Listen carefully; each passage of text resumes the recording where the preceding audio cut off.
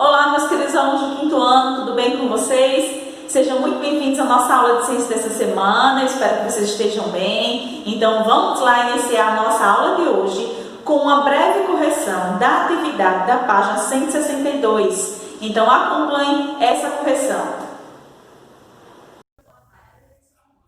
Olha só, gente, essa atividade da página 162, ele começa dizendo assim, ó. Leia o texto e, após isso, responda as perguntas a seguir no caderno. Primeiro, um dos estados brasileiros mais castigados pela falta de chuvas e escassez hídrica, o Ceará, prepara-se para construir a maior usina do país. Quando estiver pronto, o empreendimento, cujo projeto foi iniciado em 2016, reforçará o sistema de abastecimento da capital, Fortaleza, e dos municípios da região metropolitana, onde vivem mais de 4 milhões de pessoas. E aí é uma notícia, não é? Realizada, acessada em 30 de outubro de 2019, é algo bem recente. E a primeira questão ele já pede assim, ó, pesquise e explique o que o termo dessalinização significa. Então, veja bem, gente, o que dessalinização significa? A gente imagina o quê? Dessalinização vem de sal, tirar o sal. Então, como vocês sabem, a água do mar não é uma água própria para o consumo humano. Então, a dessalinização, ela consiste no processo da retirada de sal da água salgada, tá? Então, esse é um projeto que foi iniciado em 2016, lá no estado, tá, de Ceará, e ele prevê abastecer vários municípios da região metropolitana, inclusive também a capital, não é? Então, o que é dessalinização? A retirada de sal da água, tá? Então, eles estão fazendo um projeto para retirar o sal da água do mar e utilizá-la. Já na segunda questão, ele pergunta por que o processo de dessalinização da água do mar é necessário em regiões como o Ceará. Então, por que será que é necessário iniciar esse projeto de dessalinização da água do mar? E aí, gente? A gente sabe que em todo lugar sofre com o problema da falta de água, não é? Em alguns locais, esse problema é mais agravante do que em outros locais. Então, a região do Ceará, como outras regiões do Brasil, sofre desse problema da falta de água, tá? Da água potável, devido principalmente à poluição, à seca, tá?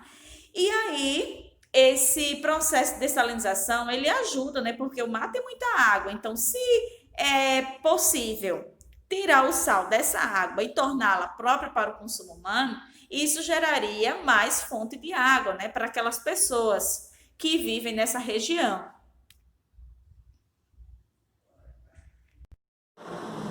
Então, turma, após a realização dessa correção da atividade, nós vamos agora revisar os tipos de erosão. Então, nós estudamos que a erosão é um processo natural, causado por agentes da natureza, mas que é intensificado pela ação do ser humano. Então, nós temos aqui 4 tipos de erosão. Nós temos a erosão fluvial, erosão pluvial, erosão marinha e erosão glacial. Então, cada uma delas tem um agente causador. Então, esses são os tipos de erosão e cada uma delas existe um agente causador.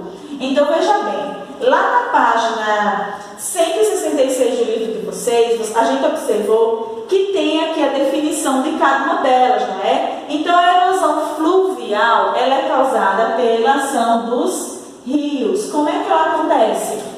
Quando, por exemplo, um rio, tá, leva uma parte do solo das suas margens e aí vai causando a erosão dessa terra que está na margem do rio, tá? Nós temos também a erosão pluvial, que é causada pela ação das chuvas, tá? Então, quando chove muito, aquela água da chuva, a força da chuva no solo, faz com que aconteça a erosão, que é o desgaste. Então, pedaços de solo vão com a força da água, tá? Da enxurrada. Nós temos também a erosão marinha, que é causada pelos mares e oceanos, não é? Então, como é que acontece a erosão marinha? A erosão marinha é aquela da costa, né? Daquele solo, das areias da praia ali, que vão causando causando a erosão. Mas como é que isso acontece? Devido a quê? A ação principalmente da força das ondas. Então, as ondas vão e vão desgastando aquele solo que fica nas margens, tá? Na costa, como a gente chama. E nós também temos aqui a erosão glacial, que é provocada pelas geleiras. Como é que isso acontece? Quando as geleiras derretem, pequenas quantidades de água ficam infiltradas nas rochas. E aí, quando volta novamente a congelar, tá, aquela água que infiltrou dentro das rochas, elas congelam de novo. Então, como elas congelam, elas aumentam de volume. A gente não estudou que a água no estado sólido ela aumenta de volume, porque as moléculas ficam mais juntas, mais próximas uma da outra, então cria um volume maior. Não é assim que a gente aprendeu? Então, essa água que estava infiltrada nas rochas congela e com isso racha as rochas e pequenos pedaços se soltam, tá? Então ela é provocada pela ação das geleiras. Nós temos aqui esses 4 tipos de erosão e nós sabemos a importância da vegetação, né, para evitar que aconteça esses tipos de erosão. Por quê? Porque as raízes das plantas, elas fixam o solo, elas dificultam, por exemplo, a erosão do solo. Por quê? Porque as raízes elas seguram o solo para que nenhum pedaço de terra se desprenda e junte, por exemplo, a água dos rios, junte-se a água das chuvas, dos mares e oceanos, nas praias ou das geleiras, tá bom? Então, esses 4 tipos de erosão a gente revisou e agora nós vamos fazer juntinhos, eu vou passar as orientações e fazer com vocês a atividade da página 172, da questão 1, essa mão na massa, até a questão 4. Então, para realizar essa atividade, vocês vão precisar utilizar o material de apoio da página 27, que são fichas de resumo, tá? Caderno, cola, tesoura, para a gente realizar essa 4ª questão aí, tá bom? E além disso, nós temos aí a 3ª questão, que é de pesquisa, tá? Que vocês vão realizar também agora. Então, vamos lá. Então, aí, gente, a primeira questão, ele já pergunta quais são os tipos de erosão e qual é o agente causador de cada uma delas. Então, a gente acabou de ver, né, os tipos de erosão e cada uma tem um agente causador. Vocês vão escrever aí na primeira questão, tá? Segunda questão, como a vegetação pode ajudar a evitar a erosão causada pela água? Então, como a tia falou agora há pouco, a vegetação, as raízes das plantas, elas impedem que se desprendam pedaços de solo e sejam levados junto com a água dos rios, chuvas, mares e oceanos e também geleiras, tá?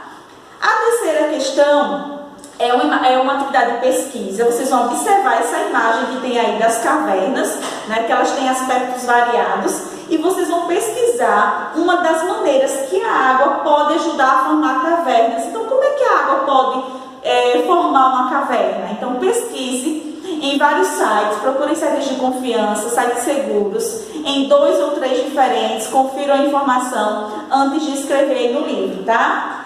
E a 4ª questão é a 4ª questão que a gente vai precisar utilizar o material de apoio. Então, aqui, na página 31 do material de apoio de vocês vão encontrar umas fichinhas, ó, onde tem a definição, as características de cada um desses tipos de erosão. E aqui embaixo tem as plaquinhas identificando cada uma delas. Então, vocês vão pegar agora o caderno de vocês, fazer um cabeçalho de caneta bem organizado, pôr a data de hoje e recortar essas informações e colar no caderno. Em seguida, vocês vão associar, por exemplo, causada pela ação do gelo, causa desgaste de rochas e solo pelo congelamento e descongelamento.